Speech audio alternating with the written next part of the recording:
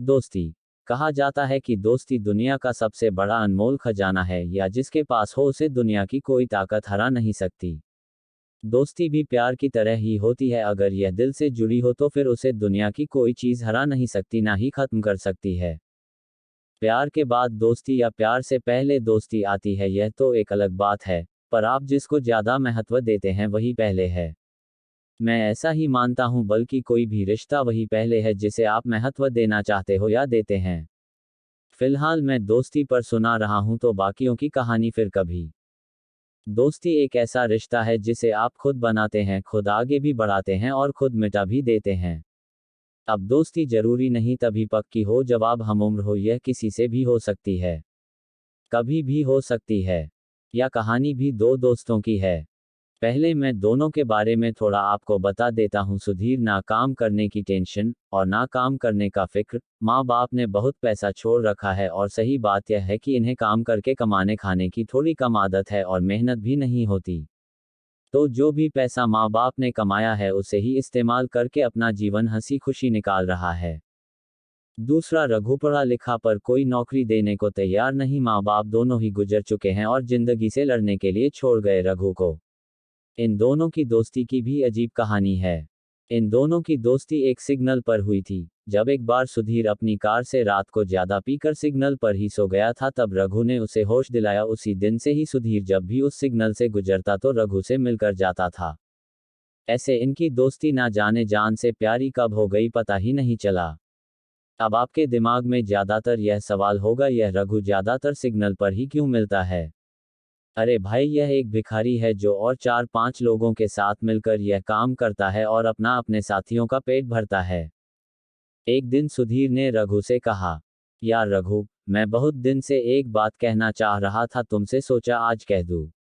रघु, जानता हूं तू क्या कहना चाहता है, यही ना कि मैं यह सब छोड़ दूं और तेरे साथ रहने लगूं। सुधीर, जब जानता है तो मेरे साथ क्यों नहीं रहता? रघु, यार मैं यहाँ खुश हूँ और मैंने बहुत दुनिया देखी है, और फिर इन सबको कौन देखेगा? इनका मेरे सिवा और मेरा तेरे सिवा अब है कौन? सुधीर पहले भी ऐसी नाकाम कोशिशें कर चुका था, पर रघु यहाँ से जाने के लिए तैयार नहीं हुआ। फिर सुधीर ने इस बात को खत्म करते हुए कहा, अच्छा चल कोई बात नहीं, या बात तेरी मान ली, पर तुझे भी आज मेरी एक बात माननी पड़ेगी। रघु, इसके अलावा कोई भी बात मान लूंगा, तू एक बार बोल। सुधीर, मेरा मन है कि हम दोनों एक साथ पार्टी अटेंड करेंगे, खूब नाचेंगे और पिएंगे। रघु, वैसे तो मैंने कभी पार्टी की नहीं, तुझे पता है, और यह डांस पार्टी वगैरह भी अच्छी नहीं लगती, पर तू कहता है तो तेरे साथ एक बार जरूर चलूंगा। पर कहते कहते रघु रुक गया। सुधीर भी समझ गया था कि रघु की किंतु परंतु पर क्या है।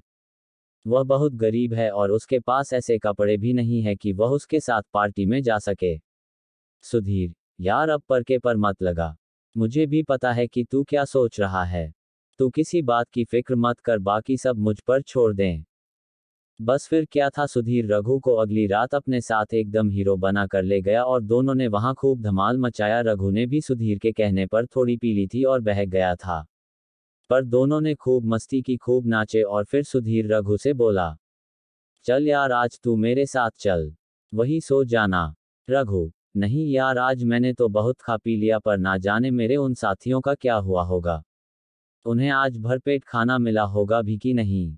मुझे अब चलना चाहिए। सुधीर के लाख समझाने के बाद भी रघु नहीं माना, तो सुधीर खुद ही उसे सिग्नल पर छोड़ आया और जबरदस्ती उन सब के लिए भी खाना दे दिया।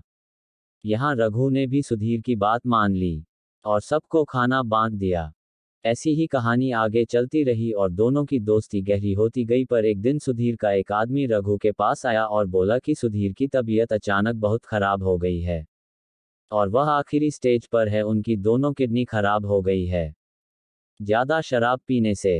रघु अस्पताल पहुंचा तो पता चला कि उसकी जान बचाई जा सकती है अगर किसी की किडनी उसकी किडनी से मिल जाए तो।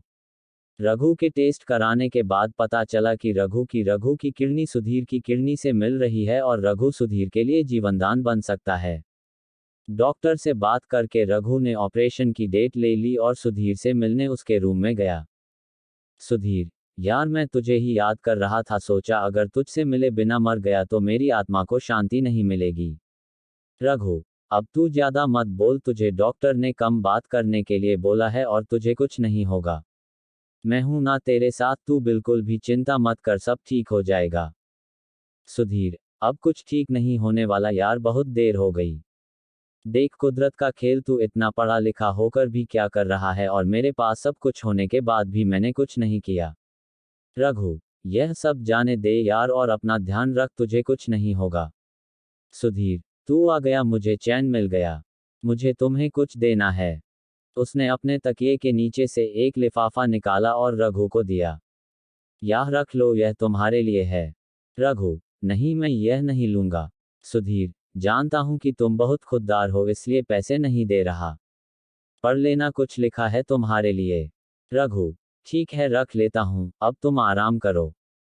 यह सब कहकर रघु सुधीर को सुलाकर वहां से चला जाता है। निकलते निकलते रघु को बहुत देर हो जाती है। उधर जाकर पता लगता है कि आज सिग्नल पर रह रहे लोगों को पुलिस ने निकाल भगाया है और आज उनको खाना भी नसीब नहीं हुआ। यह बात रघु को हिलाकर रख देती हैं और रघु सोच में पड़ जाता है कि अगर एक दिन में इन लोगों का यह हाल हुआ है, अगर मैंने ऑपरेशन कराया तो ये सब भूखे ही मर जाएंगे। रघु अपने दिल पर पत्थर रख लेता है और ऑपरेशन वाली डेट पर नहीं जाता। और 2-3 दिन बाद से पता लगता है सुधीर में अपनी अंतिम सांस ले ली कि अगर एक दिन में इन लोगों का यह हाल हुआ है, अगर मैंने ऑपरेशन कराया तो ये सब भूखे ही मर जाएंगे। रघु अपने दिल पर पत्थर रख लेता है और ऑपरेशन वाली डेट पर नहीं जाता। और 2-3 दिन बाद से पता लगता है सुधीर में अपनी अंतिम सांस ले ली। कैसा है मेरा खुददार दोस्त? मैं जानता हूं कि तू मुझे बहुत प्यार करता है और ना जाने क्यों मुझे ऐसा लग रहा है तेरी किडनी मेरी किडनी से मिल जाएगी और तू अपनी किडनी मुझे दिए बिना नहीं रहेगा। पर यार तेरे पीछे से इन सब का ख्याल कौन रखेगा? ऑपरेशन के बाद 2 महीने तक बिस्तर से उठ नहीं पाएगा। मैंने तो अपनी मौत खुद बुलाई है। तू ऐसा ना करें इसलिए मैं आज खुद को खत्म कर रहा हूं। यह पेपर लेकर तुम इस कंपनी के मैनेजर से मिल लेना। यह कंपनी मैंने गरीब लोगों के लिए बनाई है, जो यहाँ मेहनत करके काम करके अपना जीवन आगे चला सके और जिसको अब तुझे ही संभालना है। और हो सके तो इस कंपनी में हर जरूरत वाले आदमी को काम देना और इसे बहुत बड़ी कंपनी बनाना। मैं भी पागल हूं, यह तो तू कर ही लेगा। बस एक गुजारिश है, मुझे जलाने से पहले मुझे गले लगा लेना। अच्छा दोस्त, अलविदा, मैं चलता हूं।